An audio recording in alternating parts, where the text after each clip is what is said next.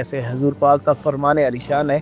کہ ہر چیز کو صاف کرنے کے لیے کوئی نہ کوئی چیز موجود ہے۔ ہر چیز کی صفائی کے لیے، ہر چیز کے زنگ کو اتارنے کے لیے،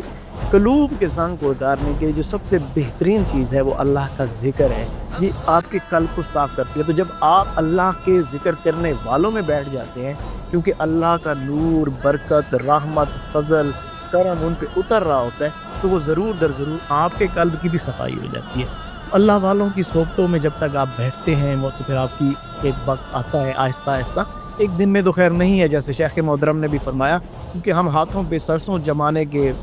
عادی لوگ ہیں، یا ہمارے کانسیپٹس یہی ہوتے ہیں کہ ہم بس 2-4 دن ہی گئے ہمارے معاملات ٹھیک ہو جائیں۔ اب ایسا نہیں ہوتا،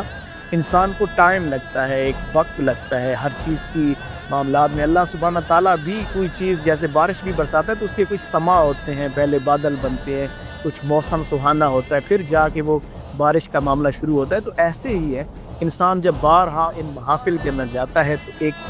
اسپیسیفائی ٹائم پیریڈ کے بعد انسان کے اندر پھر وہ اللہ کے ذکر کرنے کی جستجو بڑھتی ہے، معاملات اس کے اندر کھلتے ہیں، اس کا بھی دل کرتا ہے جب وہ اللہ والوں کی صحبتوں میں بیٹھ کے وہ نور اور برکت محسوس کر رہا ہوتا ہے، پھر اس کی اصلاح ہو جاتی ہے اور وہ اللہ کے ذکر کی طرف راغب ہوتا ہے۔